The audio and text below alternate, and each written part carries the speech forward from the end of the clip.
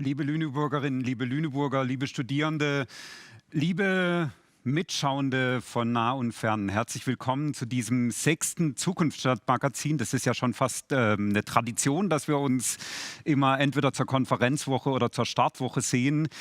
Wir werden heute über Zukunft in Lüneburg sprechen. Zukunft Lüneburg Stadt 2030 plus, Zukunft Stadt Lüneburg 2030 plus. Ein Projekt zwischen der Hansestadt Lüneburg, der Verwaltung von der Hansestadt Lüneburg, der Zivilgesellschaft der Hansestadt Lüneburg und der Universität, wo wir jetzt schon einige Zeit in Lüneburg gemeinsam experimentieren. Das Thema heute steht unter dem Titel Mittendrin in der Zukunftsstadt, und dieses Thema mittendrin hat ganz unterschiedliche Facetten. Auf der einen Seite sind wir mittendrin in der Projektlaufzeit, mittendrin im Experimentieren, und wegen dem lohnt es sich auch, mitten reinzuspringen in ganz konkrete Experimente. Mittendrin bedeutet aber auch, dass ganz viele Studierende mittendrin waren in den Experimenten, und wir werden heute hier im Studio einige Studierende kennenlernen und mit ihnen, ich habe das Glück, mit ihnen diskutieren zu dürfen über die Erfahrungen, über die Erlebnisse, wie das so ist, wenn man mittendrin ist in der Zukunftsstadt. Und wir springen mitten rein in eine andere Zukunftsstadt. Da heißt es dann nicht Zukunftsstadt, sondern Utopia-Stadt. Wo die Utopia-Stadt genau ist, das erfahren Sie, das erfahrt ihr dann gegen Ende dieser Sendung.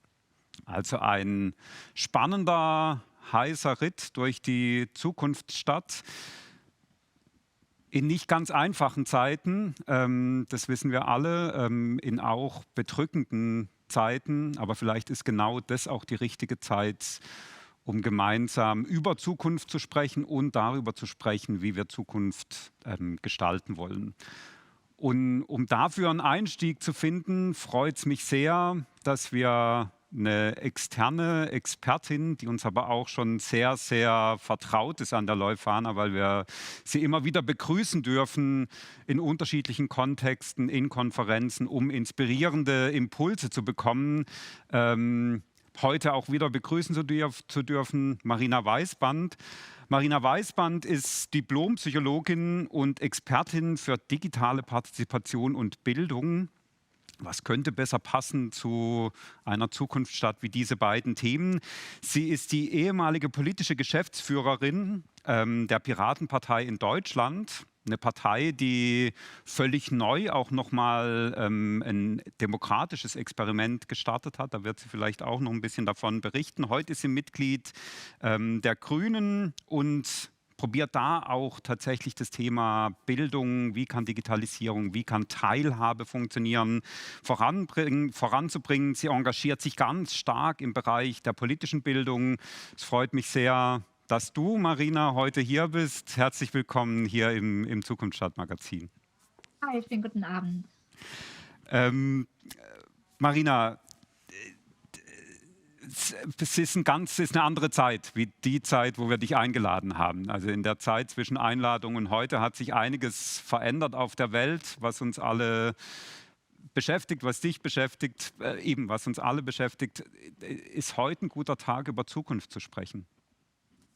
Heute ist ein besonders guter Tag, um über Zukunft zu sprechen, weil viele sind gerade überrascht, warum sind eigentlich die Ukrainerinnen, die so unterlegen sind, eigentlich so gut im Kämpfen? Und die Antwort ist, die wissen, worum sie kämpfen, weil ich diesen Prozess in der Ukraine eng begleitet habe, der sich in den letzten Jahren entwickelt hat, und zum Beispiel in Kiew an der Stadt mit Beteiligung gearbeitet habe. Ich habe noch 2014 an der offenen Universität im Haus der Ukraine Vorlesungen gehalten über Liquid Democracy von der Piratenpartei. Und wir haben ein Viertel in Kiew, das tatsächlich verbindlich seine BürgerInnen über die Politik, über die Verwaltung mitbestimmen lässt, über ein liquid-demokratisches Tool. Das heißt, diese neuen Ideen von Demokratie, von Beteiligung sind das, was im Moment die Ukraine abhebt von ihrem Nachbarn. Und ich finde, besonders in dunklen Zeiten müssen wir immer gucken, wofür machen wir den ganzen Bröt.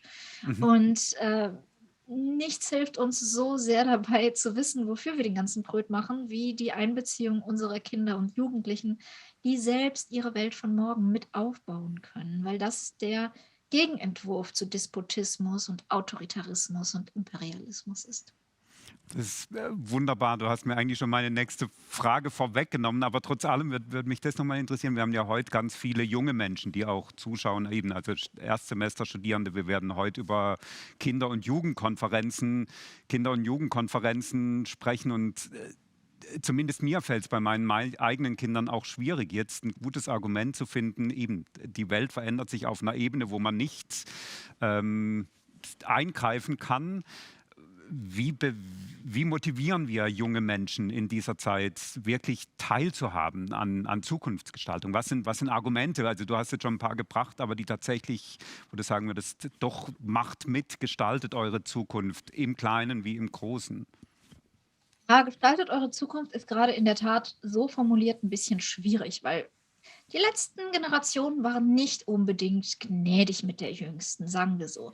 Mhm. Wir hinterlassen einen großen Haufen brennender Scheiße. Das ist schon so. Aber mir ist aufgefallen, dass es Menschen gibt, die schon vor dem Krieg, ja, mit Globalisierung, Digitalisierung, mit der Pandemie, mit Finanzkrisen sehr verschieden gut zurechtkamen. Es gab Menschen, die haben so eine Resilienz entwickelt, die konnten gut einordnen, damit umgehen, weitermachen. Und es gab Menschen, die sind komplett gescheitert. Sie haben einfache Erklärungen gesucht, Verschwörungstheorien oder sind völlig ausgerastet. Und der Unterschied zwischen diesen beiden Menschen ist im Prinzip, ob sie sich als bloßes Opfer ihrer Umgebung betrachten oder als GestalterInnen. Und sich als Gestalter in seiner Umgebung zu betrachten, bedeutet ja nicht, dass ich direkten Einfluss auf die Klimapolitik Mhm. von China habe. Es bedeutet, dass ich lerne, dass meine Umgebung veränderbar ist. Und das ist etwas, das wir Menschen da lernen, wo wir unsere Umgebung tatsächlich direkt beeinflussen können. Also in der Kommune, in der Schule, im Kindergarten. Meine Tochter kann sich aussuchen, was sie trägt. Sie kann sich aussuchen, welche Spielregeln sie im Kindergarten hat, welche Mittagspausenregeln. Sie haben ein Kinderparlament und die stimmen darüber ab. Das heißt, meine Tochter kriegt jetzt schon mit, aha, wenn mir etwas nicht gefällt, zum Beispiel im Morgenkreis ist es zu laut, dann brauche ich mich nicht beschweren und weinen, sondern ich kann eine Kinderparlamentssitzung Mhm. einberufen und ich Mhm. kann den Schweigefuchs einführen. Das hat sie Sehr tatsächlich schön, gemacht. sehr schön. Und das bedeutet, sie geht in die Welt hinaus mit einem Gefühl von, ich habe eine Kontrolle und die Welt reagiert auf mich. Und auch wenn wir dieses Gefühl dann nicht global haben, ja, ich kann Putin leider nicht zurückpfeifen. Aber ich bin aufgewachsen als jemand, der seine Umgebung um sich herum immer gebaut hat. Und Mhm. das heißt, ich komme verhältnismäßig gut durch die Zeit, weil mir andere Dinge bleiben als Bangen. Weil ich immer gucken kann, okay, das kann ich nicht verändern, aber das kann ich verändern und das tue ich jetzt. Mhm. Sehr schön, sehr schön. Das passt natürlich auch ganz perfekt zu dem, was wir probieren, in der Zukunft stattzumachen. Tatsächlich ganz konkret im Kleinen und manchmal im Größeren tatsächlich auch mitzugestalten und Gestaltungsmöglichkeiten auch für Bürgerinnen und Bürger ähm, äh, zur Verfügung stellen. Wir werden heute so drei Bereiche adressieren. Und da wird es mich interessieren, gerade auch, weil du ja viel zur Digitalisierung gearbeitet hast. Zur Digitalisierung, wo wir dann häufig so ein Bild haben, das hat gar nichts mehr mit unserer direkten Umgebung zu tun, sondern eben, wir sind die globale Bürgerin, wir sind der globale Bürger, der quasi gar nicht mehr mit seiner direkten Umgebung zu tun hat. Jetzt haben wir ein Thema, das heißt Lieblingsplätze. Also wie kann man tatsächlich Aufenthaltsqualitäten gestalten? Wie kann man tatsächlich Räume schaffen im öffentlichen Raum, wo wir tatsächlich physisch aufeinander zutreffen? Sp- äh, Spielt es eine Rolle, auch in der digitalen Welt? Also Lieblingsplätze, oder haben wir irgendwann, also eben, wir wissen ja jetzt auch Facebook, dass es auch gar nicht mehr Facebook heißt, baut jetzt plötzlich nur noch virtuelle Plätze, wo wir uns treffen. Spielen diese Lieblingsplätze eine Rolle? Absolut, eine ganz, ganz zentrale Rolle. Ich würde sogar sagen, in der digitalisierten Welt noch mehr. Denn wir Menschen sind ja sehr, sehr weit mit der kulturellen Evolution, aber unsere Gehirne funktionieren immer noch ungefähr auf dem Stand des Mittelalters. Mhm. Und es ist schon so, dass es eine bestimmte Energie gibt im Zusammensein im physischen Raum. Und ich würde so weit gehen zu sagen, alles Politische entsteht im physischen Raum, Mhm. nämlich da, wo wir einander begegnen, wo wir miteinander sprechen. Und ich glaube, ich muss das nach 2 Jahren Pandemie auch nicht groß jemandem erzählen, wie wichtig diese Begegnung ist. Also die Leute haben ja gelitten wie Hunde darunter, dass sie einander nicht real getroffen haben, auch wenn Zoom-Gespräche ein Ding sind. Plus der Raum bietet Lerneffekte, denn in Räumen ist man oft auch zufällig. Man Mhm. läuft an Räumen vorbei und man begegnet Menschen, die man dort nicht unbedingt auswählt. Im Internet wähle ich ja meine Plattformen und ich Mhm. wähle auch, was ich abonniere. Ich wähle kurzum, was mir angezeigt wird, beziehungsweise Algorithmen steuern das. Der Raum in der Stadt, wenn ich den gestalte, und ich mache mal ein ganz triviales Beispiel, ich stelle einen Fahrradständer irgendwo hin, weil ich denke, hier liegen immer so viele Fahrräder rum, es braucht hier einen Fahrradständer, ich setze mich dafür ein, ich mache hier einen Fahrradständer. Mhm.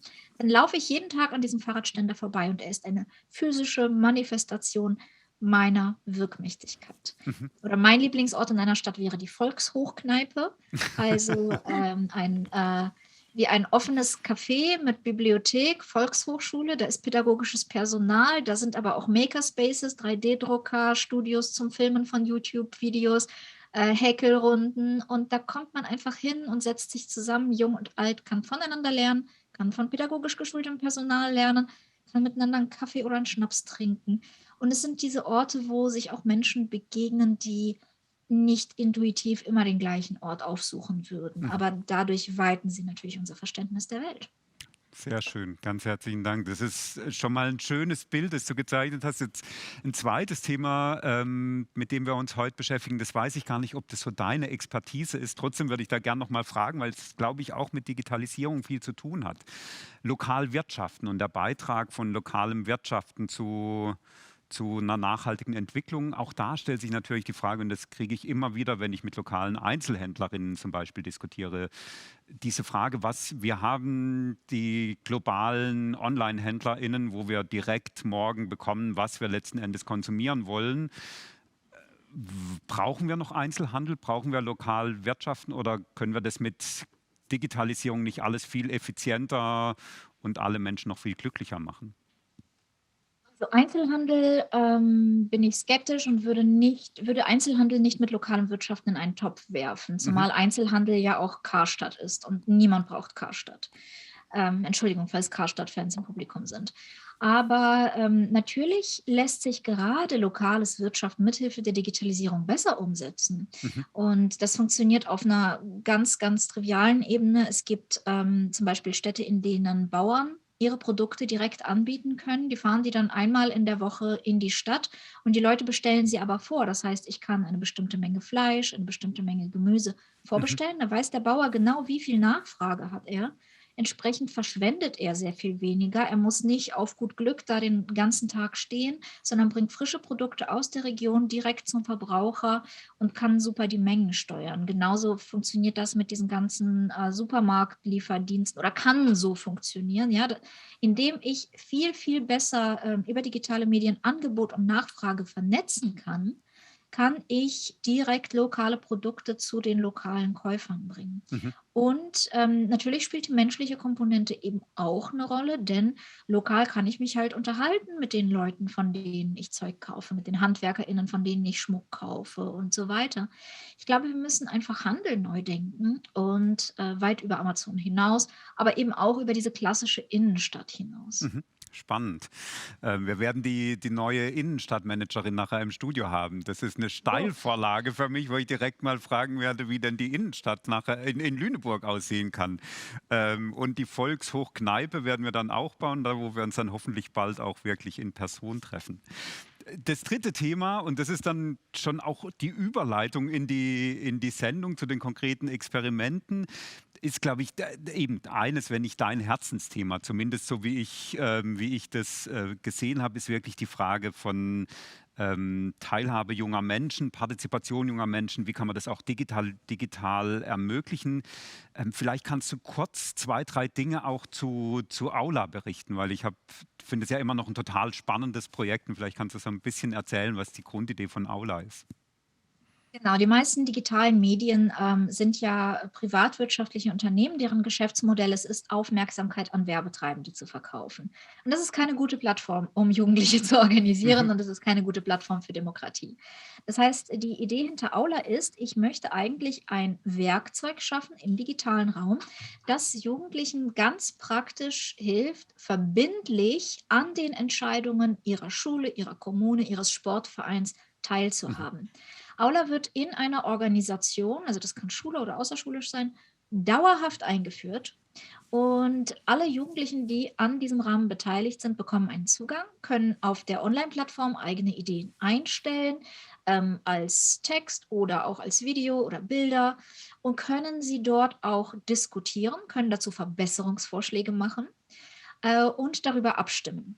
Dann gibt es begleitend didaktisches Material für Sozialpädagoginnen, LehrerInnen, wer auch immer da mit ihnen arbeitet, weil man kann Jugendlichen nicht einfach eine Beteiligungsplattform vor den Latz knallen und sagen, mach mal, Mhm. denn Demokratie muss man nicht nur wollen, man muss sie auch können. Und da lernen wir Sachen wie Minderheitenschutz, wie stelle ich einen Projektplan auf, wie werbe ich Gelder ein. Also man guckt, dass man auch alle mit in den Prozess bekommt, und im ersten Jahr muss man immer mal wieder aktivieren. Nach 2 Jahren an der Schule ist es ein Selbstläufer. Und das dritte Element ist ein Vertrag. Und der Vertrag macht, dass die Jugendlichen sich verbindlich beteiligen. Das heißt, die Schulkonferenz oder die Verwaltung oder wer auch immer, die Autorität, ja, verpflichtet sich freiwillig, alle Ideen mitzutragen, die per Aula beschlossen werden. Mhm. In folgendem Rahmen. So, und Mhm. dann kommt das, was erlaubt ist, und das, was verboten ist. Das heißt, es ist allen Beteiligten klar, was die Jugendlichen verändern können. Und wenn sie darüber abstimmen, dann wird nochmal geprüft durch die Schulleitung oder durch eine Verwaltungskraft, ist das mit dem Vertrag vereinbar, ist das prinzipiell umsetzbar. Erst dann wird es abgestimmt, und dann ist die Abstimmung halt auch verbindlich, weil ich daran glaube, dass Pseudobeteiligung schlimmer ist als gar Mhm. keine Beteiligung, weil das Frust erzeugt. Und Frust ist das Gegenteil von dem, was wir machen wollen. Wir versuchen ja, Selbstwirksamkeit zu vermitteln. Schön. Also es gibt keine schöne, also ich könnte noch Stunden mit dir weiter diskutieren, aber es gibt keine schönere Überleitung zum nächsten Thema, das wir haben, wo es wirklich um Jugendkonferenzen in Lüneburg geht. Also ich glaube, wir werden 2 Studierende auch gleich hier haben und mit denen diskutieren. Marina, von Herzen einen großen Dank für dieses inspirierende Gespräch. Ich hoffe, wir können dich noch ganz, ganz oft hier virtuell und hoffentlich bald auch physisch in Lüneburg begrüßen und dir, deiner Familie und all deinen Lieben eine ganz, ganz gute Zeit in Vielen den Dank. nächsten Wochen und Jahren. Texte mir, sobald ihr die Volkshochkneipe habt. Mache ich. Bis dann. Bis Tschüss, dann, Marina. Eine gute tschüss. Zeit. Tschüss. Schön. Wie schon gesagt, nach dem inspirierenden Gespräch, das, glaube ich, ganz viele Stränge schon aufgezeigt hat, die wir heute auch wieder aufnehmen werden und in denen wir schon länger in den Experimenten arbeiten, möchten wir direkt einsteigen in den ersten Themenblock und das erste Experiment. Wir haben insgesamt 15 Experimente. Heute werden Sie 3 bis 4 kennenlernen. Und in diesem Projekt geht es wirklich um die Kinder- und Jugendkonferenzen, die es schon länger gibt in Lüneburg, wo aber Studierende von der Leuphana jetzt schon eine ganze Zeit ganz intensiv mitarbeiten, um diese Kinder- und Jugendkonferenzen noch inspirierender, noch offener, mit noch mehr Teilhabe zu gestalten. Und damit man erstmal so ein Gefühl dafür kriegt, was denn diese Kinder- und Jugendkonferenzen sein könnten und können, haben wir eine kleine Matz vorbereitet. Das ist eine Weltpremiere und ich hoffe, Sie haben Freude dran. Matz ab. Das ist dein Lüneburg. Auch du kannst es mitgestalten. Das sind Sophie und Ali. Jeden Morgen fahren sie mit dem Fahrrad zur Schule. Dass die Autos so schnell fahren und auch noch die Luft verpesten, finden sie gefährlich. Straßen, auf denen Fahrräder mehr Platz haben, das ist ihr Traum. Das ist Elias. Er bemerkt, dass viele kaputte Sachen weggeschmissen werden. Eigentlich könnte man sie noch reparieren. Deshalb wünscht er sich in seiner Gegend mehr Möglichkeiten, um Dinge selbst zu reparieren. Eine Reparaturwerkstatt für alle. Das ist seine Idee. Das ist Raja. Raja spielt gern Fußball. Dass die Jungs sie auf dem Bolzplatz nicht mitspielen lassen, weil sie ein Mädchen ist, findet sie unfair. Jedes Kind soll spielen dürfen, worauf es Lust hat. Niemand soll ausgegrenzt werden. Alle Kinder sollen die gleichen Chancen haben. Das wünscht sie sich. Tilly wünscht sich mehr Möglichkeiten, Sport zu machen. Carlo will, dass die Ilmenau und der Kreidebergsee sauber gehalten werden. Und Anne, dass es mehr Blumenwiesen in der Innenstadt gibt, damit die Bienen nicht aussterben. Das sind nur Beispiele. Vielleicht sind dir ganz andere Dinge wichtig. Du hast bestimmt viele Ideen, die das Zusammenleben in deiner Gegend bunter und besser machen. In deinem Stadtteil startet bald eine Kinder- und Jugendkonferenz. Hier sind deine Wünsche gefragt. Du bist die Zukunft. Du entscheidest mit, wie du leben möchtest. Schön. Was für ein tolles Produkt. Herzlich willkommen, Nele Thiessen und Demian Werner. Du studierst BWL, Studium Individuale, genau. Im Major und im Minor seid ihr aber beide jetzt schon länger dran im Minor Nachhaltigkeitswissenschaft. Und da im Projekt begleitet ihr tatsächlich dieses Thema Zukunftskonferenz. Ja, also eben Oberthema Jugendpartizipation und dann aber Zukunftskonferenz, Jugend und falsch. Kinder- und Jugendkonferenz heißt es, oder? So heißt es, genau. Vor lauter Zukunftsstadt bin ich immer noch in der Zukunft, aber die Kinder- und Jugendkonferenz geht auch um die Zukunft. So ist es. Sehr schön. Könnt ihr kurz sagen, was die Kinder- und Jugendkonferenz ist? Also was macht die Kinder- und Jugendkonferenz? Wie funktioniert sie und was ist das Ziel? Also die Kinder- und Jugendkonferenz ist eine Konferenz, die jährlich in einem verschiedenen Stadtteil in Lüneburg stattfindet. Und dort werden verschiedene Jugendgruppen, teilweise auch verschiedene Pfadfinder in politische Organisationen oder einfach Sportvereine, Gruppen, einfach Kinder und Jugendliche, die sich lokal in irgendeiner Weise, sag ich mal, engagieren oder sich dort verbunden sind, kommen, also werden angeschrieben, werden angefragt. Es findet eine Jugend- und Kinderkonferenz statt und ihr habt die Möglichkeit, eure Wünsche, eure Ideen für euren lokalen, für euren Stadtteil wirklich einzubringen. Genau. Und da ist es so, dass erst eine große Ideensammlungsphase ist, wo wirklich einfach die Kinder und Jugendlichen begleitet durch die verschiedenen Leitenden der Gruppen überlegen können, okay, was für Ideen, Wünsche habe ich für meinen Stadtteil, die erstmal zusammengetragen werden und in den jeweiligen Gruppen und dann in der Kinder- und Jugendkonferenz geht es dann darum, die verschiedenen Wünsche nochmal aufzugreifen und vielleicht auch hier, all die Kinder haben sich zu dem und dem Thema Gedanken gemacht und manche vielleicht zu einem anderen Thema, da vielleicht die Wünsche zu clustern, zusammenzufassen und zu gucken, dass die dann wirklich auch umgesetzt werden können. Ach, aber das ist ja ein total schönes Format. Also, das ist super spannend. Jetzt habt ihr euch ja damit beschäftigt, wie kann man die noch besser machen oder wie kann man die noch greifbarer machen? Mit was habt ihr euch denn im Seminar konkret beschäftigt? Also was sind so die Ansatzpunkte neben dem Video, das super ist, wo ihr jetzt in eurem Projekt tatsächlich dran arbeitet, an die Kinder- und Jugendkonferenz noch einen Schritt weiter zu bringen? Genau, also wie gesagt, also allgemein ist das Konzept erstmal super toll, dass halt eben Kinder und Jugendliche mitpartizipieren können und mitentscheiden können. Dabei haben wir eben am Anfang, relativ zu Anfang, eine Ergebnisanalyse der letzten 3 Konferenzen durchgeführt. Und dabei ist uns eben aufgefallen, dass insgesamt das Themenspektrum noch relativ schmal gehalten ist. Also die Kinder und Jugendlichen halt logischerweise sehr viele Themen ansprechen, die halt in ihrem direkten Umfeld sind und stattfinden, die ihnen direkt zum Anfang als Gedanken hochkommen. Aber es ist ja eben, das ist ja das Schöne daran, dass die Kinder und Jugendlichen eben komplett frei eben in dem sind, was sie sagen und in dem, was sie vorschlagen können. Und ihnen steht ja das komplette Spektrum eben offen, was sie eben ansprechen können. Und deswegen haben wir uns eben entschieden, dieses Video zu drehen, was eben am Anfang dieser Konferenzen, wenn diese Kleingruppen zusammenkommen, da direkt gezeigt wird und eben den Kindern und Jugendlichen vermitteln sollen, hey, ihr habt voll das große Spektrum, ihr könnt alles ansprechen, was euch irgendwie in den Kopf kommt. Tut das gerne. Und dieses Video haben wir eben konzipiert an den Leitlinien der SDGs, weil die SDGs ja eben ein sehr großes Spektrum von sich aus schon aufmachen und dadurch, dass sie von der UN kommen, auch schon sehr validiert sind. Okay, also ihr habt wirklich probiert, dann nochmal die Sustainable Development Goals aufzuzeigen und was ich ja super gelungen finde, auch wirklich in so ein zugängliches Format zu bringen, weil es ist ja wirklich sperrig auch, wenn man jetzt über Sustainable Development Goals spricht. Jetzt seid ihr ja beide keine FilmmacherInnen. KollegInnen. Wie habt ihr das geschafft, dass das so ein tolles Produkt geworden ist?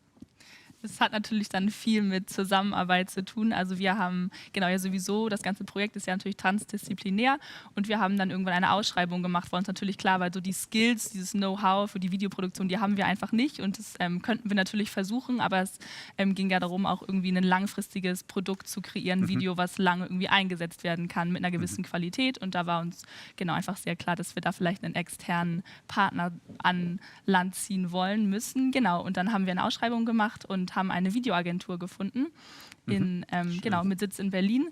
Und mit der haben wir jetzt sehr, sehr intensiv zusammengearbeitet die letzten Monate mit sehr, sehr vielen Gesprächen, Korrekturschleifen, um dieses Video im Endeffekt zu kreieren und dass wir es jetzt angeschaut haben.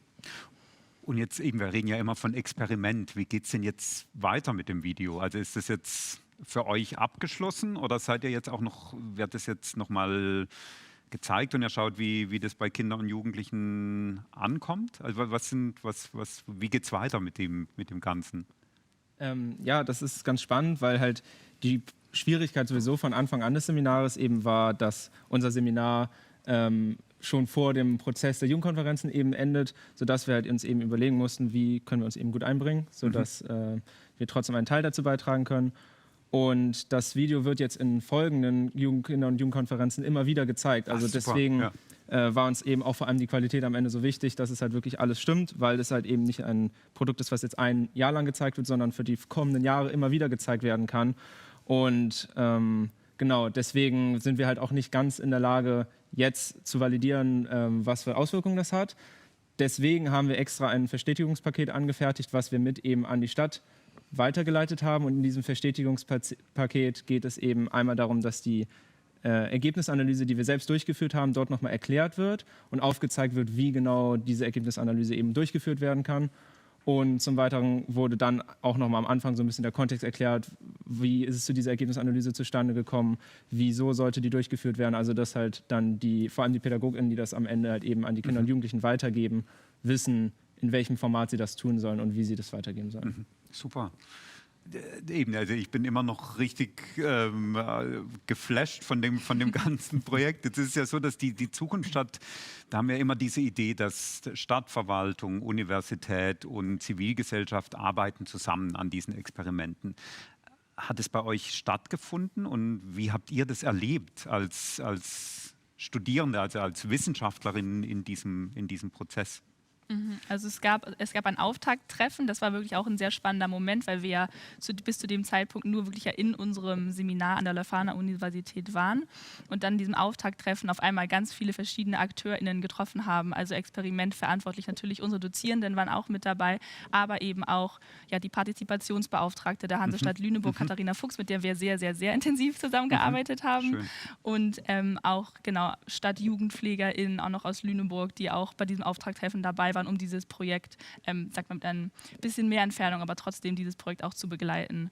Und dann, genau, hat sich dann dieses Team, beziehungsweise hat sich eine JUPA Taskforce geformt. Das war uns auch sehr wichtig, dass wir tatsächlich sagen, am Anfang haben wir gesagt, wir als Studierende und Katharina, aber dann haben wir irgendwann gesagt, eigentlich, es geht ja auch darum, dass wir uns, sage ich mal, dem Team eine Identität geben, weil wir wirklich jetzt zusammen an einem Projekt arbeiten, zusammen auf ein Ziel hinarbeiten. Genau, sind wir also zur JUPA Taskforce geworden und haben sehr intensiv zusammengearbeitet. Es war wirklich sehr spannend, auch wirklich mal mit PraxisakteurInnen bzw. Leuten aus der Stadtverwaltung zusammenzuarbeiten. Aber beziehungsweise es gibt eigentlich kein Aber, es war eine sehr... Es darf auch immer ein Aber geben. Nee, es war eine ja, sehr schöne Zeit und einfach eine sehr gute Kommunikation. Ich glaube, das ist uns aufgefallen, also dass wir alle auch Lust auf das Projekt haben, die Sinnhaftigkeit daran gesehen haben und vor allem in dieser intensiven Arbeit auch mit Katharina Fuchs gemerkt haben, wir ziehen ja alle am gleichen Strang und wir wollen alle nur das Beste. Wir wollen die Qualität des Videos, deswegen hat sich der Prozess auch noch leicht verzögert, aber jetzt sind wir umso glücklicher mit dem Endprodukt des Videos. Ja, wir durften es hier, war das Premiere? Ja, das war die Sehr Premiere. schön, das ist ja super. Wir müssen so langsam schon zum Ende kommen, aber vielleicht an euch beide noch die Frage, was würdet ihr euch denn wünschen, was ihr in 2030 sehen würdet, wie Kinder und Jugendliche partizipieren können in unserer Gesellschaft? Also gern von beiden vielleicht eine kurze Idee. Ja, ich denke, dass es auf jeden Fall ein super guter Schritt in die richtige Richtung ist, eben zu sagen, die Kinder und Jugendlichen können in den Konferenzen teilhaben und dass damit auf jeden Fall der erste Schritt getan wird, eben dass sie partizipieren können. Aber es ist klar, dass auf jeden Fall noch viel mehr getan werden kann. Momentan finden die ja in einem Stadtteil immer statt und es gibt bestimmt, und ich hoffe, dass es auch noch sehr viele andere Möglichkeiten in nächster Zeit geben wird, wie Kinder und Jugendliche eben teilhaben können. Und denke, dass es auch eben super wichtig ist. Und deswegen meine Wünsche oder meine Vision wären vor allem, dass es halt in den kommenden Jahren immer mehr wird und Kinder und Jugendliche immer mehr beteiligt werden können. Mhm. Genau, und ich glaube auch einfach direkt so zu gucken, dass die Wünsche, also dass es nicht dann vielleicht so lange Prozesse sind, die diese Wünsche durchlaufen. Also das haben wir jetzt nochmal gemerkt in der Analyse der Ergebnisse, dass der Wunsch vielleicht der ist, aber dann wird es vielleicht nochmal anders geframed und nochmal durchläuft vielleicht nochmal diesen bürokratischen Prozess und am Ende ist es vielleicht ein ganz anderer, also dass wirklich direkt die Wünsche sozusagen kommen und da könnte ich mir viele Formen vorstellen. Eine Methode, die wir irgendwie kurz im Bereich der Ideenfindung der Jugendkonferenzen gehört haben, waren diese Stadtrundgänge, wo die Kinder und Jugendlichen um sich für ihren Stadtteil, sage ich mal, Ideen auszudenken, so ein bisschen mit Kameras durch den Stadtteil gehen und zu gucken, was gefällt mir hier oder was könnte ich mir hier vorstellen, was für Ideen kommen mir hier und das finde ich eine sehr praktische Art und das könnte ich mir auch total gut vorstellen, dass das vielleicht nochmal in anderer Art und Weise, diese pädagogische Methode des Visionierens, dass das vielleicht auch nochmal in anderer Form angewandt wird, um Super. wirklich die konkreten Wünsche sozusagen herauszufiltern, ja. Großen Dank. Es war toll, dass ihr hier wart, Nele und Demian. Und danke auch, dass ihr eben das Produkt mit uns geteilt habt. Ich könnte noch stundenlang weiterreden, aber ich glaube, das zeigt, wie spannend das ist, was ihr da vorangebracht habt. Danke, dass ihr da wart. Und wir gehen zum nächsten Thema. Und das nächste Thema, ich habe das schon vorher im Gespräch mit Marina Weißband angekündigt, ist lokale Wirtschaft. Und bei der lokalen Wirtschaft werden wir heute, oder das lokale Wirtschaften, werden wir zwei Experimente anschauen oder anreißen ein bisschen. Das ist auf der einen Seite der grüne Giebel und das zweite Experiment, das wir anschauen werden, ist lokal investieren. Jetzt können sich wahrscheinlich viele von Ihnen und euch was darunter vorstellen, was so lokal investieren sein könnte. Aber was ist bitte ein grüner Giebel? Und um das zumindest so ein bisschen kennenzulernen, haben wir auch wieder eine Matz vorbereitet. Und diese Matz fängt nicht irgendwo in einem Einzelhandelsgeschäft in Lüneburg an. Sie fängt auch nicht in einer Produktionshalle an, sondern sie fängt an auf dem Feld von Herrn Hartmann. Matz ab.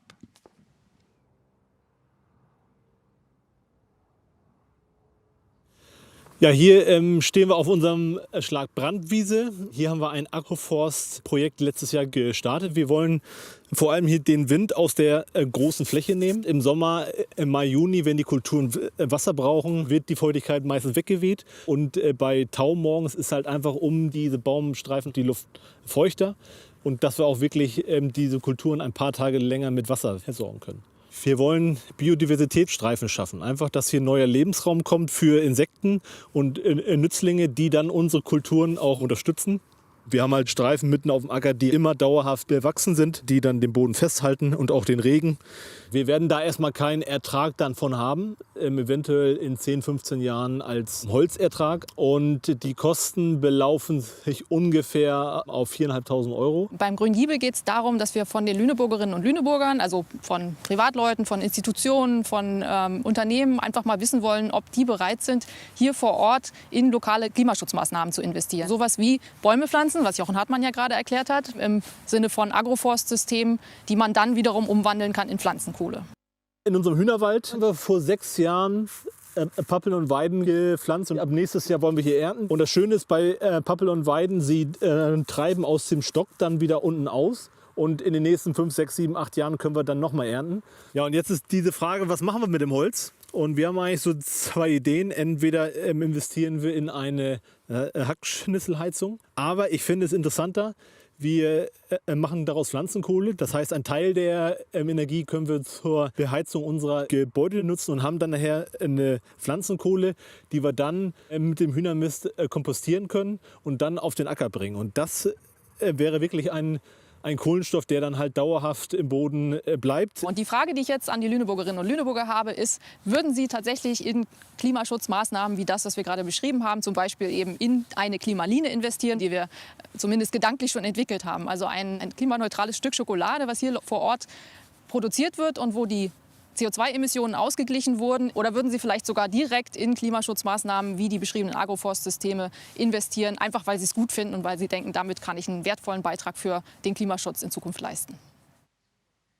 So, jetzt haben wir so ein bisschen eine Idee davon bekommen, was denn dieser grüne Giebel ist. Uns freut mich sehr, dass ich auch wieder 2 Gäste begrüßen darf zu diesem Thema lokal wirtschaften, lokal investieren. Wir haben hier vor Ort, freut es mich sehr, in der Warmers Kulturhalle Frau Melanie Gitte-Landsmann begrüßen zu dürfen, die seit dem 1. Januar, dann steht bei mir 1. Januar, ganz frisch, in Lüneburg als Geschäftsführerin von Lüneburg Marketing angefangen hat, vorher schon andere Städte beraten hat, an verschiedenen Stationen war und, glaube ich, ganz viel Erfahrung mitbringt nach Lüneburg, um unsere Hansestadt als Zukunftsstadt zu gestalten. Und als zweites zugeschaltet per Zoom Jan Ortey, der Inhaber und Geschäftsführer der Buchhandlung Lünebuch am Marktplatz, die unter anderem auch schon mal die Buchhandlung des Jahres in Niedersachsen war und viele Auszeichnungen auch mitgenommen hat. Willkommen, Frau Landsmann und Herr Ortey. Es freut mich, dass Sie heute hier sind. Herr Ortey, vielleicht direkt an Sie. So ein klimaneutrales Buch, wo CO2-Einsparungen, eben das, was man nicht tatsächlich einsparen kann, wo man das kompensiert, über lokale Landwirtschaft, die man fördert. Wäre das was? Das wäre perfekt oder das ist ja auch schon perfekt. Also ich habe die Matz mit großem Interesse verfolgt, finde das perfekt und großartig, diese Idee. Es macht Sinn, das Ganze lokal auch zu gestalten und wir machen das schon seit längerer Zeit mit der LZ zusammen. Die macht ja ihren Blätterwald als Beispiel und wer bei uns im Webshop einkauft und eben da anteilige Versandkosten bezahlt, da geben wir immer auch die Hälfte dessen in den Blätterwald weiter. Ah, super, super. Sodass wir also schon einige Bäume pflanzen dürfen. Ich wusste, Herr Ortey, dass Sie immer einen Schritt schneller sind wie meine Fragen, aber mal gucken, ob ich aufhole heute Abend mit meinen Fragen. Frau Landsmann, Sie haben ja jetzt erst vor kurzem angefangen in Lüneburg im Stadtmarketing, als Leiterin vom Stadtmarketing. Sowas wie Klimaschutz und Nachhaltigkeit, das denkt man ja am Anfang immer, das beißt sich so ein bisschen mit Marketing. Kann man denn mit Klimaschutz und Nachhaltigkeit, kann das ein Teil von Marketing für eine Stadt sein? Also ich sehe es eher ganz andersrum. Ich sehe es, das ist sogar wichtig fürs Marketing. Und wie wir hier in Lüneburg, also ich bin froh, in dieser Zukunftsstadt gelandet zu sein. Finde ich ganz spannend, dass ich auch gleich an verschiedenen Veranstaltungen schon teilnehmen durfte. Auch am Montag in der Denkfabrik, Innenstadtdialog und solche Themen. Ich finde es super spannend, in dieser Stadtgesellschaft hier angekommen zu sein, die sich in diesen Themen, finde ich jedenfalls, schon sehr weit mit diesen Themen weit beschäftigt hat und wo halt BürgerInnen auch dabei sind und was tun möchten. Und das erlebe ich hier jeden Tag aufs Neue. Von daher finde ich das wirklich schon in Teilen Zukunftsstadt, auch wenn wir noch ganz viel Zukunft denken müssen. Ach, das ist doch super. Da bringen Sie mich direkt zu meiner nächsten Frage. Also eben, Sie haben ja noch mal einen frischen Blick. Das ist ja immer gut, auch mit einem frischen Blick in so eine Stadt zu kommen. Was würden Sie denn sagen, was sind so die 2 größten Herausforderungen, die Sie sehen und wie können wir damit umgehen, wenn es um Innenstadtentwicklung geht in der Hansestadt? Ja, natürlich ist es der immer im Moment vorherrschende, schon gewachsene Leerstand, wo wir uns jetzt gerade kümmern, wo wir aber auch, was ich sehr spannend finde, dass Lüneburg eine von 11 Städten in ganz Deutschland auch im Bereich der Stadtlabore ist. Das heißt, wir versuchen verschiedene Projekte durch die Bundesförderung hier durchzusetzen, umzusetzen, zu testen, was funktioniert, wie anders, was kann man in die Stadt noch reinbringen. Und natürlich habe ich durch meine Tätigkeiten in Harburg, 8 Jahre im Innenstadtmanagement, aber auch durch andere Städte, die ich beraten habe, immer diese Problematiken auch gesehen. Und ich finde es für Lüneburg zum Beispiel sehr spannend, weil wir ja hier noch kleinteiligen Handel haben. Und auch wenn es Karstadt nicht mehr gibt, vielleicht muss ich da noch mal ganz kurz was zu sagen. Das heißt ja jetzt auch schon Galeria. Also ich meine, das heißt halt eine Vielfalt.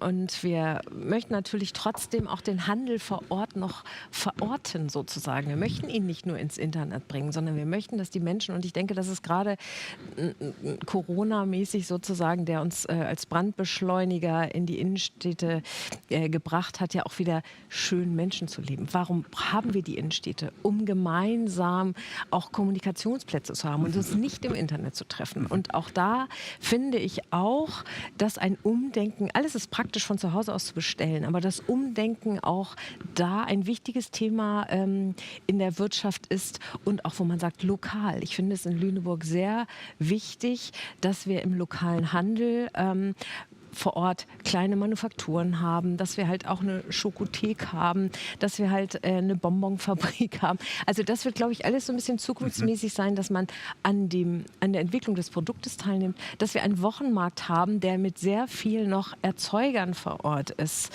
Also ich habe mich gestern mit den Wochenmarktbestickern ausgetauscht und das sind so Sachen, die sind halt aus der Historie raus, aber auch in die Zukunft führend. Und das finde ich gerade sehr, sehr spannend, zu sagen, wir haben alles vor Ort, wir sind hier auch sozusagen in Teilen richtig autark fähig zu handeln. Wir haben viele Produktionen auch hier in der Umgebung und das finde ich gerade eine tolle Herausforderung. Also den Handel wieder erlebbar zu machen, was anzufühlen und nicht im Internet irgendwie nur zweidimensional einkaufen zu können. Ich glaube, das wird wieder eine Chance sein, sich aber auch zu treffen und insgesamt die Städte so zu entwickeln, dass sie Kommunikations- und Erlebnisorte werden mit vielen Bereichen. Der Handel ist natürlich dabei, der soll auch dabei bleiben, aber die Oberfunktion des Handels wird sich halt verändern. Und das finde ich ganz spannend, in so einer Zukunftsstadt jetzt auch mitzuentwickeln. Sehr schön.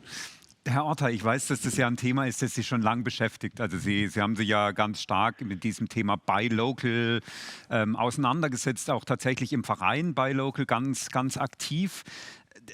Warum machen Sie das? Also warum ist es so wichtig und was hat es mit Nachhaltigkeit zu tun? Eben diese Buy-Local-Idee ist natürlich. Ich hoffe, Sie geben mir jetzt die Antwort, wo es dann hinterher klar ist. Genau. Danke für die Frage, warum ich das mache. Weil mir einfach unsere Region, weil mir Lüneburg am Herzen liegt. Und wir haben hier wundervolle Strukturen und wir haben hier wundervolle Möglichkeiten für alle Bürgerinnen und Bürger. Und wir haben die Chance, das Ganze auch noch weiter voranzubringen. Also man muss auch immer überlegen, jeder Käufer ist natürlich auch ein Investor. Jeder Kunde ist ein Investor dabei. Wenn wir über lokales Wirtschaften reden, reden wir auch immer davon, dass wir als Einzelhändler jeden Tag ein Angebot machen an die Kundinnen und Kunden. Nicht mehr und nicht weniger. Und wenn wir gut sind, dann wird dieses Angebot angenommen. Und wenn wir nicht so gut sind, dann verschwindet auch das ein oder andere Geschäft wieder und dann kommt was anderes da rein. Das heißt also auch, Wandel gehört immer mit dazu.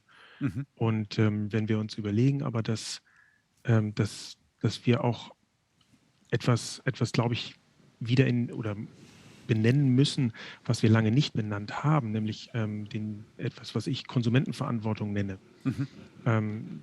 Dann muss man sich auch diese Frage stellen, also als Konsument, was habe ich an Einflussmöglichkeiten für meine eigene Umwelt, für meinen eigenen Kiez, für meine eigene Stadt? Wo gebe ich denn mein Geld aus? Was mache ich dann damit? Was erreiche ich damit? Ja, aber das ist ein toller Punkt. Da haben Sie ja natürlich schon die Grundidee, großen Dank, die Grundidee von diesem Experiment lokal investieren auch umrissen. Eben, also dass man dieses Verständnis, dass man als Konsumentin und Konsument letzten Endes auch Investorin und Investor ist in die Zukunft letzten Endes. Aber vielleicht können Sie noch mal 2, 3 Sätze sagen, was ist ein Unterschied, wenn ich jetzt bei Ihnen oder bei einer anderen lokalen Buchhandlung ein Buch kaufe, im Gegensatz dazu, wenn ich es bei Amazon oder bei einem anderen Großhändler kaufe. Also da mache ich ja mehr wie nur, also da schaue ich ja nicht nur, dass Jan Ort halt gut geht oder einer anderen Buchhändlerin, sondern eben, ich bewirke ja noch viel mehr. Richtig, richtig. Also da ist es völlig unerheblich, ob Sie das bei mir kaufen oder bei wunderbaren, engagierten Kolleginnen hier vor Ort. Wir machen alle, glaube ich, einen ganz guten Job und wir sind auch gut in dem, was wir tun. Aber das hat neben dem klassischen Servicegedanken noch einen ganz anderen Effekt dabei. Denn jeder Euro, der bei uns umgesetzt wird, und da ist es auch egal, ob es eine Buchhandlung ist oder ob es der Fleischer ist oder ob es eine Boutique ist oder die Schokothek oder weiß der Geier was. Jeder Euro, der bei uns landet, der bleibt im lokalen Wirtschaftskreislauf. Das bedeutet also, der wird auch wieder ausgeschüttet. Wir zahlen alle unseren Steuern und Abgaben, und zwar alles, was wir sollen, zahlen wir auch wirklich. Wir haben dort keine Schlupflöcher oder keine Möglichkeiten oder nutzen auch nichts davon, irgendetwas am Staat vorbeizuführen, sondern wir bezahlen unsere Mitarbeiterinnen und Mitarbeiter hier vor Ort, die wiederum dann auch hier wieder das Geld ausgeben können. Wenn wir Dienstleistungen benötigen, sei es grafische Dienstleistungen oder ähnliches oder handwerkliche Dienstleistungen, dann sind das alles Leute vor Ort. Dann sind das alles Leute, die hier in der Region direkt vor Ort sind.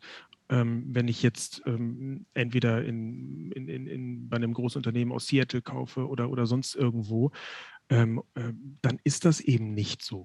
Dann ist das Geld erstmal weg aus dem lokalen Wirtschaftskreislauf. Sie haben es als Bürgerinnen und Bürger, verdienen Sie es ja hier auch in irgendeiner Weise in der Region in der Regel. Und wenn Sie es dann über den Online-Konsum quer durch die Welt schicken, ja, dann ist das auch weg.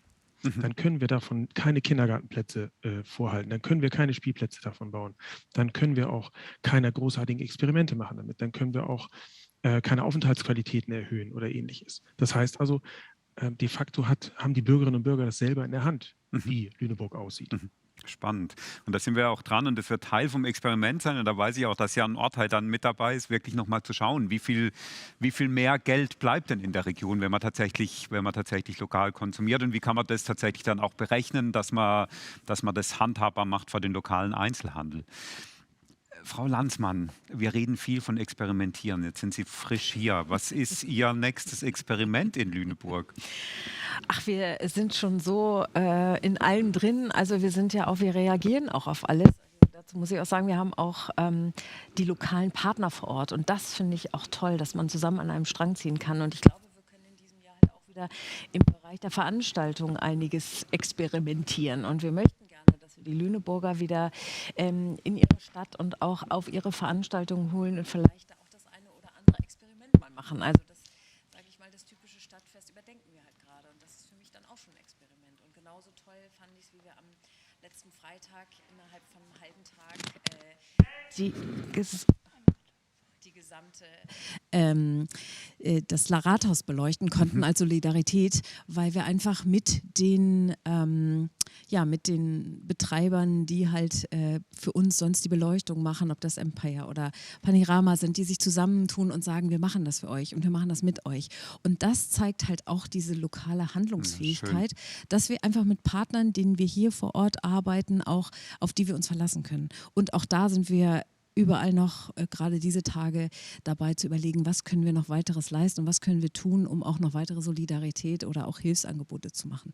Also von daher ist das Experiment voll im Gange und wie gesagt, für mich ist Lüneburg die Zukunftsstadt schlechthin, weil wir hier gerade in einem tollen Prozess sind und mit vielen zusammen diskutieren, was machen wir besonders in der Innenstadt. Mittendrin, das ist ja wunderbar. Vielleicht die letzte Frage noch an Sie, Herr Ortey. Aus einer Nachhaltigkeitsperspektive, was würden Sie sich denn wünschen, was Sie 2030 in Lüneburg sehen? Wenn Sie so durch die Innenstadt spazieren, was könnte denn noch anders sein in der Innenstadt? Vielleicht so ein Punkt. Wir planen ja schon wahnsinnig viel dabei. Ein einzelner Punkt, wenn ich mir was wünschen dürfte, wären es, glaube ich, grüne Dächer, grüne Oasen, Möglichkeiten dort, Verschattung auch zu haben, einfach auch Orte zu haben, wo man hingeht, ohne konsumieren zu müssen, wo man sich aufhalten kann, wo man einfach gemeinsam Spaß haben kann. Also die Marina hatte das ja eingangs gesagt, mit dieses Fahrradständerbeispiel, dass man sich aus seiner eigenen Filterblase herausbewegen sollte. Das ist zum Beispiel auch Karstadt, wenn ich das mal so einwerfen darf, um da nochmal ein bisschen reinzugrätschen. Oder Galeria oder wie immer das dann auch heißt. Wenn ich nur in meine eigenen Geschäfte gehe, dann ist egal, ob ich in die Stadt gehe, dann bin ich weiterhin in meiner Filterblase unterwegs, weil ich dann nur von Menschen umgeben bin, die wahrscheinlich auch so ähnlich ticken wie ich. Wenn wir aber Markthallen hätten oder ähnliches, wo man viele Dinge miteinander kombinieren kann, an Gastronomiegeschäften, Erlebnissen, dann kommen wir auch wieder besser ins Kommunizieren rein. Dann treffen wir auch Leute, mit denen wir uns vielleicht so nicht treffen würden oder auch nicht unterhalten würden. Und das ist, glaube ich, der größte Gewinn, den wir haben können. Insofern brauchen wir schon die Vielfalt und da gehört Galeria Nummer auch dazu. Super, ich könnte mir keine besseren Gäste wünschen, weil es immer wieder eine große Inspiration ist und weil sie für mich immer die Überleitung schon machen. Also ganz, ganz großen Dank. Ich freue mich auf das Stadtfest, ich freue mich auf die grünen Oasen und alle weiteren Experimente, die wir gemeinsam hoffentlich voranbringen. Und wir kommen direkt zum Thema, das Jan Ortey schon angesprochen hat, dem dritten Themenblock Lieblingsplätze. Wo fühlen wir uns wohl in der Stadt? Was bedeutet es tatsächlich, wenn wir einen Raum haben, wo wir uns austauschen können? Darum geht es in diesem Experiment Lieblingsplätze. Das hat auch schon gestartet. Vielleicht haben einige von Ihnen und euch dieses Thema am Samstag vom Theater gesehen oder heute auf dem Campus. Wenn nicht, haben wir auch dafür eine kleine Matz vorbereitet. Matz ab.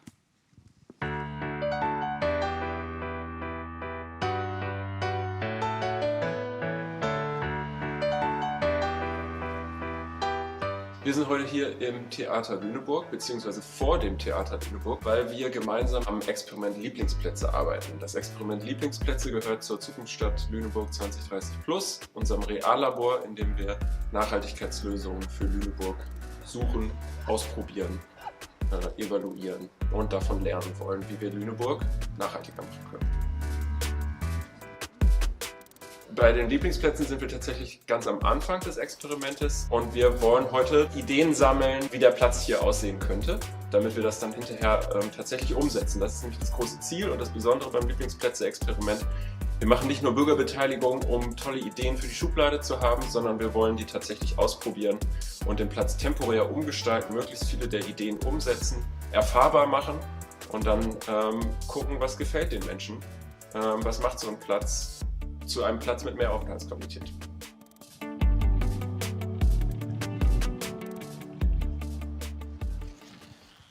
Also es passiert schon was, das ist ja wunderbar. Es freut mich, dass ich auch zu diesem Thema zwei Gäste hier begrüßen darf. Zum einen den Chefdramaturgen und stellvertretenden Intendanten des Theaters in Lüneburg, der diesen wunderbaren Platz uns auch zur Verfügung gestellt hat, mit dem wir hier zusammenarbeiten. Und die Studierende Simone Pankhofer, die im Rahmen vom Leuphana-Semester, also mittendrin, im wahrsten Sinne des Wortes, mit ihrer Gruppe des Experiment Lieblingsplätze ganz aktiv vorangebracht habt. Herzlich willkommen. Schön, dass Sie hier sind. Freue mich sehr. Gut, fangen wir doch mit dem Lüneburger an. Also ich will nicht unhöflich sein, aber wir sprechen über Lieblingsplätze. Herr von Mansberg, wo ist denn Ihr ganz persönlicher Lieblingsplatz in Lüneburg? Nun wird hier ja so viel über Zukunft geredet, mit gutem Grund. Und mein Lieblingsplatz, wenn ich nicht Theater sagen soll, ist ein ganz alter Ort, nämlich die St. Johanneskirche. Also ein Ort, der etliche 100 Jahre alt ist. Ich bin gebürtiger Lüneburger und immer wenn ich in der Kirche bin ich gar nicht so oft, dann ist das ein Ort, wo ich mich zu Hause fühle. Insofern ist das, glaube ich, mein Lieblingsplatz. Schön, ist auch ein sehr, sehr schöner Ort. Aus Lüneburg oder nicht? Nee, gar nicht. Ich komme eigentlich aus München. Oh, also, und was sagt denn eine Münchnerin? Wo ist denn für eine Ebene? Also es ist jetzt mit Corona wahrscheinlich schwierig, aber schon den ersten Lieblingsplatz gefunden in Lüneburg? Tatsächlich würde ich mich da, glaube ich, noch nicht festlegen. Ich würde tatsächlich ganz Lüneburg ein bisschen als Lieblingsplatz beschreiben. Also ja. Es gibt so viele schöne Ecken und es hat noch viel mehr Potenzial. Aber es ist so auch schon richtig schön. Deswegen, es gibt viele kleine Lieblingsplätze, aber noch nicht so den Lieblingsplatz für mich. Ach, sehr schön. Jetzt ist es ja so, dass eben am Theater hat am Samstag die Aktion stattgefunden, wo wirklich LüneburgerInnen sich beteiligen konnten, ihre Ideen einbringen, heute auf dem Campus, glaube ich. Eben, das ist ja jetzt noch ganz frisch, aber gibt es schon erste Dinge, die man berichten kann von diesen beiden Aktionen, was die LüneburgerInnen denn für Lieblingsplätze sehen? Ja, also viele sagen tatsächlich auch, dass die Stadt schon so ganz schön ist, aber wir haben natürlich dann trotzdem ein bisschen nachgebohrt und meinten so, ja, man kann ja immer was verbessern.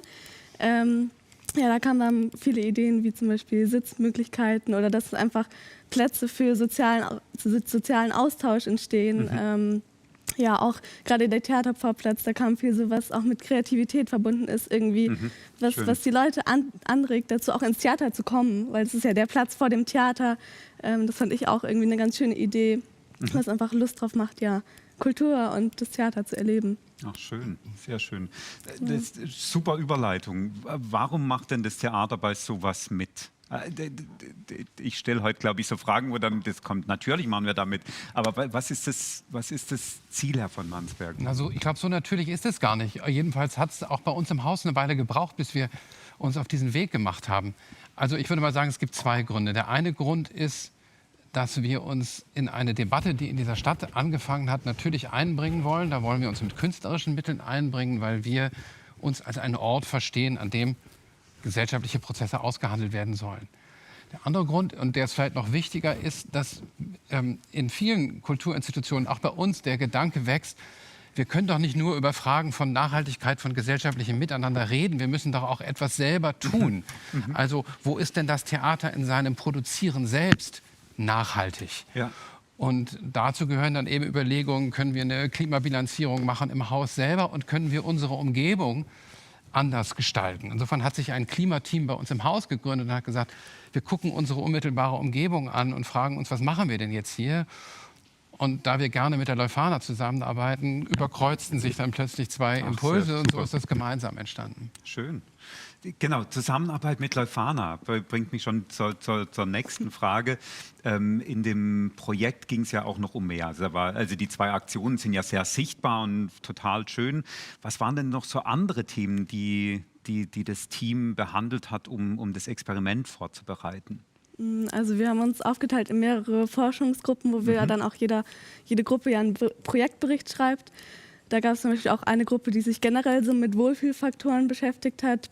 So was gibt es für Wohlfühlfaktoren, wo sich eben besonders viele Leute einfach wohlfühlen, was spricht viele Leute an.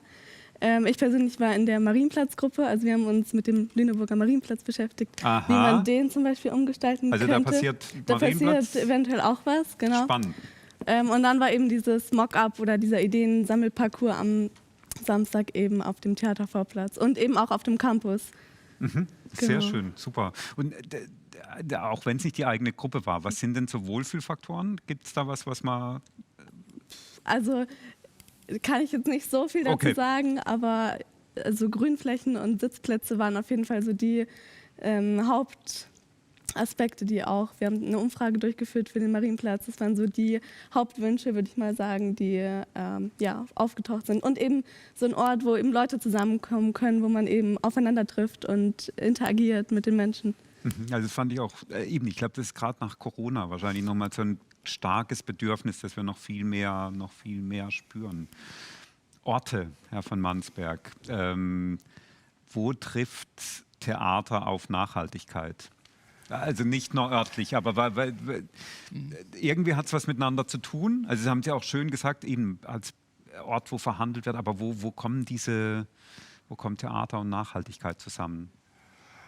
Ich würde wieder zwei Antworten versuchen zu geben. Die eine ist, das ist heute, glaube ich, im Laufe der Sendung schon ein paar Mal beschrieben worden. Wie bringen wir Menschen dazu, dass sie sich mit ihrer Umgebung identifizieren und sich für diese Umgebung einsetzen? Da gibt es den Wohlfühlfaktor. Ich fühle mich hier kolossal wohl, deshalb sitze ich hier und deshalb mag ich den Platz und tue was dafür. Aber es sind eben auch die Orte, wo Menschen zu Wort kommen und wo Konflikte, Bedürfnisse, Fragen zu Wort kommen. Und als einen solchen Ort würde ich das Theater auffassen, wo über uns nachgedacht werden kann. Und so ein Kommunaltheater wie das unsere tut das eben nicht nur auf der großen, weiten Themenwelt, sondern eben auch ganz konkret vor Ort. Und das andere, was ich vielleicht auch im Rahmen so einer Sendung wie dieser fast genauso wichtig finde, ist, auch das Stichwort ist schon gefallen, ich nenne es Entblasung. Also wo gibt es Orte, wo Menschen zusammenkommen, die sonst vielleicht nicht zusammenkommen würden? Und dann ist eben mein Lieblingsplatz doch das Theaterfoyer, weil ich, wenn wieder Corona vorbei ist und ich kann durchs vollbesetzte Theaterfoyer gehen, dann sehe ich ganz unterschiedliche Menschen. Dann sehe ich Menschen aus Briedlingen und aus Dröge-Niendorf und aus der Hansestadt und aus Hamburg, die kommen, alte, junge. Und wir begegnen uns, wir gucken das Gleiche, wir tauschen uns im Idealfall darüber noch anschließend aus. Das ist, glaube ich, ein ganz wertvoller Bestandteil von nachhaltiger Entwicklung vor Ort. Und da sehen wir uns. Also Theater auch ein Ort, wo Zukunft gestaltet wird oder gedacht wird. Vielleicht, ja, und genau. Im besten Falle sogar kontrovers diskutiert wird. Also wir sind uns doch nicht alle einig. Also selbst wenn wir uns hier am Tisch meistens wahrscheinlich einig sind, aber wir sind uns in dieser Gesellschaft nicht einig. Und welche Orte gibt es, wo Menschen, die sich nicht einig sind, trotzdem zusammenkommen und etwas Gleiches wahrnehmen und darüber nachdenken? Und da haben wir vielleicht eine Aufgabe. Sehr schön. Vorletzte Frage. Simone Pankower, das erste Semester, neue Stadt, direkt Projekt Leuphana-Semester. Was nehmen Sie mit? Für Ihr Studium, genau, also ich spezifiziere noch für Ihr Studium und vielleicht auch als Lüneburger Bürgerin? Eine Menge. Also es war auf jeden Fall eine große Erfahrung, eine große Herausforderung auch im Team, sowas auf die Beine zu stellen. Also ohne Teamarbeit geht da natürlich gar nichts. Jeder hat sich irgendwie eingebracht bei uns. Das war auf jeden Fall ziemlich cool. Und ja, also ich für mich persönlich nehme nochmal mit, dass man immer so das Endprodukt sieht, aber es steckt immer wahnsinnig viel Planung hinter sowas. Also hinter jedem, was man sieht. Ob es jetzt hier die Konferenzwoche ist, wo wahnsinnig viele Leute hinterher stehen, oder unser Mock-up auf dem Theatervorplatz, wo wir auch irgendwie geschaut haben, wie kriegen wir die Tische hin, die Pavillons, die Stellwände, die Pflanzen, Sessel und so. Das war für mich persönlich nochmal so eine Erkenntnis. Und ja, für mein Studium nehme ich auf jeden Fall mit, dass Studium nicht nur vorm Rechner sitzen ist, sondern auch aktiv mit den Leuten in Kontakt treten und dass es so sein kann und auch, finde ich, so sein sollte, dass man eben nach außen, also einen Bezug zur Welt hat und nicht nur so in seinem Kämmerchen vorm Zoom-Bildschirm sitzt und studiert, sondern aktiv in die Welt rausgeht, was verbreitet, eine Message rüberbringt und auch von den Bürgern was zurückbekommt irgendwie. Das fand ich total inspirierend auf jeden Fall auch. Sehr schön. Meine letzte Frage an beide, also eben an beide, gerne auch von beiden eine Antwort. Wo treffen wir uns 2030, wir drei? Wo ist unser Lieblingsort? Oder was würden Sie sich wünschen, wo so ein Lieblingsort entsteht, wo wir drei uns treffen? Willst du zuerst? Gerne, so spontan würde ich jetzt mal ganz unvoreingenommen sagen, der neue Marienplatz, der vielleicht dann entsteht aufgrund unserer Projektarbeit. Wir haben da verschiedene Konzepte entwickelt, unter anderem auch so eine Art grüne Oase, so ein Park und wo es so eine Bücherzelle gibt. Genau, irgendwie da im Grünen wäre jetzt so spontan meine Idee. Schön, ich freue mich drauf. Herr von Mansberg. Das mit dem Marienplatz ist ein spannendes Thema, aus vielerlei Gründen. Aber ich spinne das mal weiter.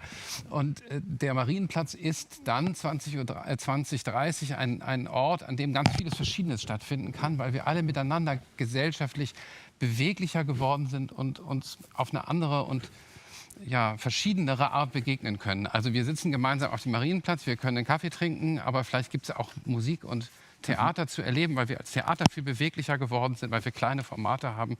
Wir treffen junge Menschen, wir treffen ältere Menschen. Ich bin 2030 dann schon irgendwie ein älterer Mensch.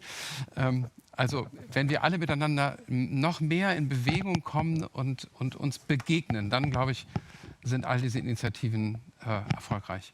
Sehr schön. Ich bin sehr vorsichtig geworden, Versprechungen zu machen in solchen Sendungen, aber heute mache ich eine. 2030 sehen wir drei uns und da hoffe ich, dass es eine E-Mail-Adresse gibt, die es auch noch 2030 gibt, treffen wir uns auf dem Marienplatz. Ganz herzlichen Dank für das tolle Gespräch. Danke Ihnen. Und eine gute Zeit. Danke.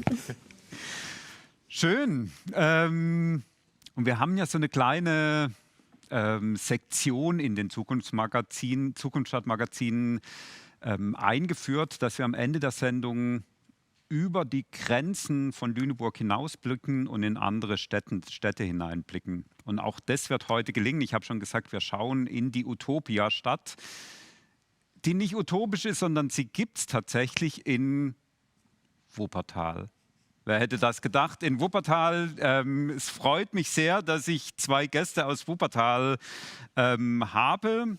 Das ist zum einen David Becher, das ist ein Unterhaltungskünstler und Vorstand des Fördervereins Utopia Stadt e.V. und zum anderen Matthias Warner, Psychologe und Sozialwissenschaftler vom Wuppertal-Institut. David und Matthias, toll, dass ihr da seid. Hallo. Hallo. Und bevor wir in die Utopia-Stadt direkt reinspringen, habe ich 2 so ein bisschen persönliche Fragen an euch. Nichts Schlimmes, versprochen. Die erste Frage an dich, David. Du kennst die Warmus Kulturhalle. Ja, absolut. Woher? Ich bin eigentlich eben, habe ich ein Tourneetheater, bin mit dem Vollplayback-Theater auf Tour, wenn nicht gerade Pandemie ist. Und mit dem haben wir öfter in der Warmus Kulturhalle gespielt und immer mit großem Vergnügen und waren auch damals sehr traurig, als abzusehen war, dass sie irgendwie nicht mehr bespielt werden wird. Und um mir direkt Freude zu machen, und es ist nicht geflunkert, das sage ich nicht für jede Stadt, war immer ein gutes Publikum. Sehr schön, super, danke David. Und an dich, Matthias, die Frage, eben jetzt habe ich dich eingeführt als Psychologe und Sozialwissenschaftler. Was hat es mit Stadt, Utopia-Stadt etc. zu tun? Was interessiert dich an sowas wie Reallabor?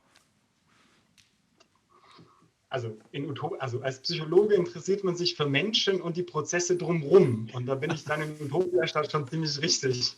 Da sind Menschen und viele Prozesse drumherum, außergewöhnliche Menschen, großartige Individuen. Und die kann ich als Psychologe auf jeden Fall direkt bei mir schön einsammeln. Nein, aber Scherz beiseite.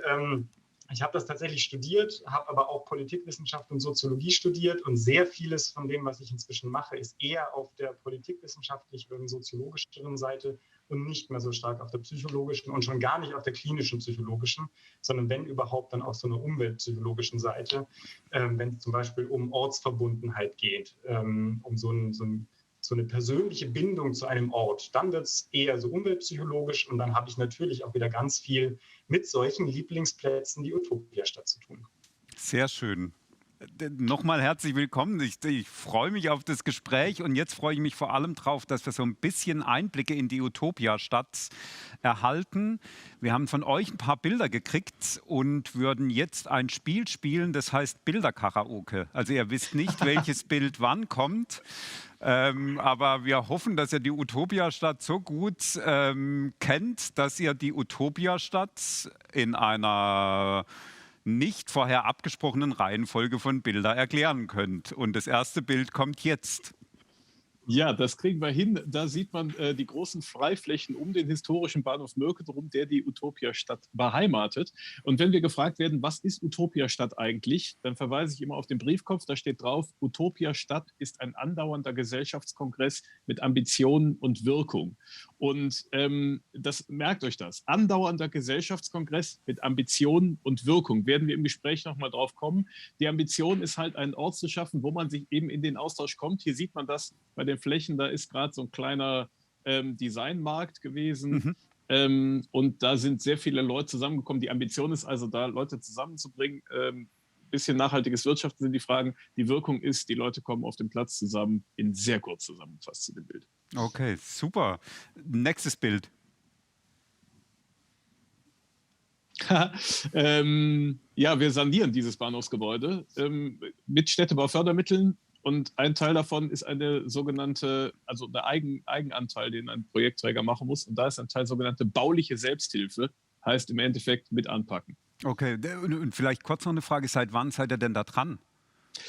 Also wir haben 2011 wurden da die Türen geöffnet. Ich persönlich bin 2013 dazu gestoßen. Ich wohne nämlich gegenüber und ich gucke jetzt hier gerade auch aus meinem Büro sozusagen auf dieses Bahnhofsgebäude und bin als klassischer Nachbar da rüber gestolpert. Ich persönlich habe ungefähr 1,5 Jahre gebraucht, um das Projekt zu verstehen. Mittlerweile kann ich es in ungefähr 1,5 Stunden vorstellen. Jetzt haben wir hier 13 Bilder. Mal gucken, wie viel davon hängen bleibt. Nächstes Bild.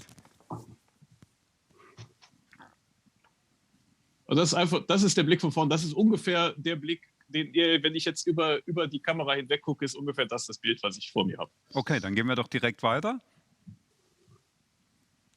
Die Gemeinschaftswerkstatt, das war sehr schön, in der Jugendpartizipationsgeschichte, in dem Filmchen hat sich eine Jugendliche gewünscht, Reparaturmöglichkeiten für alle.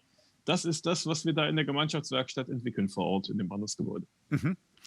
Jetzt machen wir, glaube ich, noch 2. Ich glaube, wir machen nicht alle 13, aber 2 machen wir noch. Urban Gardening, Need I Say More. Okay, da machen wir noch 2. Noch ein. Performances, Erlebnisse, zu diesem Bild könnte ich unglaublich viel erzählen, obwohl es eigentlich kaum was zeigt. Da ist gerade so eine interaktive Performance. Im Hintergrund sieht man ein Zirkuszelt, was uns mehr oder weniger mal zugelaufen ist, was gerade ausgeliehen bei einem anderen Projekt ist, weil auf den Flächen wahnsinnig viel gebaut wird, weil da jetzt der Solar Decathlon Europe im Juni stattfinden wird. Ein internationaler Bauwettbewerb, wo Studierende aus 18 Teams aus, ich glaube, 11 Nationen sich im Nachhaltigkeitsbauen messen. Da könnte ich jetzt loslegen, was auf diesen rund 40.000 Quadratmeter Flächen, die wir da zur Verfügung haben, die wir uns da organisiert haben, passiert. Und dann würde ich aber langsam mit diesen 1,5 Stunden anfangen. Deswegen vielleicht lieber nächstes Bild. Machen wir noch 1. Matthias, Co-Forschung. Das ist wunderbar. Super. Eine großartige Überleitung, als hätten wir es geplant. Das letzte Bild ist ein kleiner Snapshot von einem unserer gemeinsamen Projekte, ein Forschungsprojekt, das sich da nennt Urban Up. Da geht es um eine Sharing Society und wie man sozusagen das Teilen und das gemeinsame Nutzen in die Stadtgesellschaft verankert. Und in dem Fall ging es um die gemeinsame Nutzung von Containern, die man im Hintergrund sieht, unter dem schönen Schlagwort Expedition Raumstation. Und entsprechend sieht man hier verschiedene Menschen durch den Raum schweben. Und in diesen Containern fand in einer experimentellen Einrichtung eben über verschiedene Wochen fanden unterschiedlichste Formate statt, um darüber wiederum mehr rauszufinden, was auf den umliegenden Flächen, wie gesagt, David hat es gesagt, 40.000 Quadratmeter möchten und können da bespielt werden. Und das war sozusagen ein erster Schritt in die unendlichen Weiten dieses Raumes, um zu gucken, was könnte alles an experimenteller Gesellschaftsgestaltung auf diesen Flächen noch stattfinden. Mhm. Und da mag ich ganz schnell noch anfügen, da kommt wieder dieses andauernde Gesellschaftskongress mit Ambitionen und Wirkung. Die Ambition ist die Entwicklung der Flächen. Die Wirkung ist eben das, was jetzt da wissenschaftlich partizipativ gemacht wurde. Und der andauernde Gesellschaftskongress ist der Austausch darüber. Jetzt habe ich 2 Fragen und ich weiß gar nicht, wo ich anfange, aber ich mache mal bei dir, David. Also dieser andauernde Gesellschaftsprozess, und du musst es wahrscheinlich noch ein paar Mal wiederholen, dann habe ich es auch richtig drauf. Von was für einer Gesellschaft sprechen wir? Also muss ich mir das vorstellen, das sind alles die gleichen, die Verrückten, die Zukunft neu denken, oder wie inklusiv muss ich mir das auch vorstellen? So inklusiv wie irgend möglich. Das ist ganz lustig. Ich fand das sehr spannend, was gerade der Friedrich von Mansberg gesagt hat. Theaterfoyer als einen Diskursraum. Und so versuchen wir das da vor Ort auch zu machen und sind da in dem sehr lustigen Spannungsfeld, das einerseits rezipiert wird als so ein Hipster-Treffpunkt, wo bärtige weiße Männer sich treffen, andererseits da aber ein sehr diverses Zusammentreffen von sehr diversen Interessen ist und ich damit, glaube ich, so vielen Leuten gesprochen habe, außerhalb meiner üblichen Blase, wie sonst nirgendwo. Und diese unterschiedlichen Wahrnehmungen aus, du sagtest gerade in der Frage ganz richtig, sind das nur die da über Zukunft nachdenken? Das ist so eine schnelle Rezeption. Aber nein, durch diese Freiflächen, durch das Forum Mürke, was wir initiiert haben, wo sich das Quartier miteinander auseinandersetzt und viele andere Kleinstrukturen, die dann gar nicht so im Schaufenster stehen, sondern die ganze Zeit passieren, ist es ein sehr diverser Ort und vor allen Dingen mit einer grundsätzlichen so offenen Haltung, dass er das Potenzial hat, immer und immer und immer diverser zu werden, ohne zusätzliche Probleme zu haben, denn die Probleme haben wir alle jetzt schon. Spannend. Matthias, von Wissenschaftler zu Wissenschaftler. Es gibt ja eine Tendenz, dass sich WissenschaftlerInnen auch wichtiger nehmen, wie sie wirklich sind. Vielleicht nochmal nachgefragt. Was für eine Rolle spielt Wissenschaft in diesem Gestaltungs- und Diskursprozess und wie kann sich Wissenschaft einbringen und warum ist sie wichtig in diesem Prozess? Ja, eine gute Frage, die wir uns auch stellen. Und im ersten Moment sind wir da auch bescheiden. Das, was da passiert, ist keine Leistung in erster Linie der Wissenschaft, gar nicht. Aber was da passiert, ist zum einen ein sehr, sehr guter Andockpunkt für unsere Themen von experimenteller und transformativer Wissenschaft, so wie wir sie eben als transdisziplinäre Reallabore auch verstehen.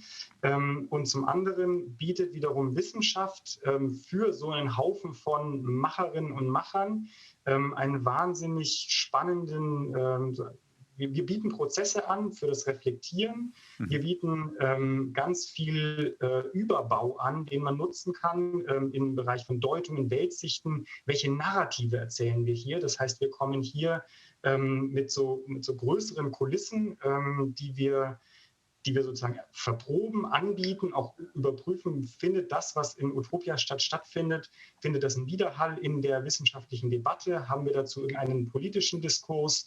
Wie können wir das besser verstehen?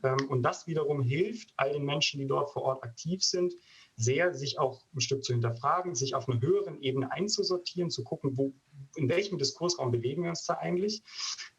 Und an verschiedenen Stellen meine ich zumindest, dass wir durchaus auch Impulse reingeben für das konkrete Entwickeln von Infrastrukturen. Das ist nämlich tatsächlich ein Punkt, der häufig in der Erklärung auch ein bisschen schwierig ist, was wir in unseren wissenschaftlichen Projekten eigentlich vor allem machen. Wir versuchen mit Utopia-Stadt zusammen diese koproduktiven Infrastrukturen der Teilhabe, des Mitmachens, der experimentellen, nachhaltigen Stadtgestaltung, die stärker mit aufzubauen. Und da schaffen wir es wiederum, mit Förderkulissen ganz viele Ressourcen auch ins Quartier zu bringen, neue Menschen ins Quartier zu bringen, dort auch wiederum Arbeitsplätze auch zu schaffen über diese Forschungs- und Umsetzungsprojekte. Und entsprechend ist da über die letzten Jahre ein ganz, ganz spannender, wirklich sehr intensiver Austausch entstanden, der aus meiner Sicht inzwischen auf einer sehr, sehr schönen Augenhöhe passiert. Also es ist nicht die große Forschung, die, ach Gott sei Dank, endlich mal ins Quartier kommt. Und es ist aber auch nicht andersrum, irgendwie, oh, der großartigste Macherakteur, vor dem wir irgendwie alle niederknien, sondern es ist tatsächlich ein sehr, sehr lebendiger, durchaus auch kritischer, aber immer konstruktiver Austausch. Und den genieße ich sehr und an dieser Infrastruktur basteln wir weiter. Also wirklich ein Reallabor.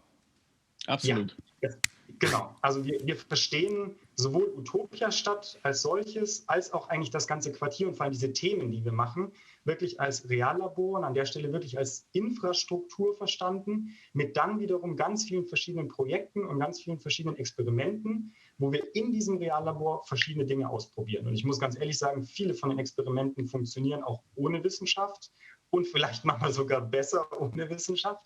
Viele von diesen Prozessen, in denen sind wir dann aber mit beteiligt und dann wiederum merken wir schon auch, dass in Politik, in größeren Diskursräumen, wie was weiß ich, so eine nationale Stadtentwicklungspolitik zum Beispiel, in solchen Orten, da macht es dann schon auch viel her, wenn solche wissenschaftlichen Institutionen mit dabei sind und das Ganze auch nochmal in einen deutlich größeren Kontext setzen können und vor allem an vielen Stellen nachzeichnen können, wie hat das denn stattgefunden? Wo waren genau die Hebelpunkte? Was waren die wichtigen Konstellationen, die stattfinden mussten, um diese Räume zu schaffen? Wie konnte Utopia-Stadt überhaupt diese 40.000 Quadratmeter Fläche sichern? Das sagt sich immer so schnell. Das ist aber ein jahrelanger, super spannender, hochkomplexer Prozess gewesen, mit viel Konfrontation, mit viel politischer Auseinandersetzung, mit viel strategischen Handlungen. Und den nachzeichnen zu können, dann auch wissenschaftlich sehr, sehr sauber nachzeichnen zu können, um am Ende zu sagen, guck mal, so war das möglich und aus den und den und den Gründen hat das funktioniert. Das ist natürlich auch überregional ein ganz, ganz wichtiger Baustein inzwischen, auf den Utopia-Stadt dann zurückgreifen kann. Super.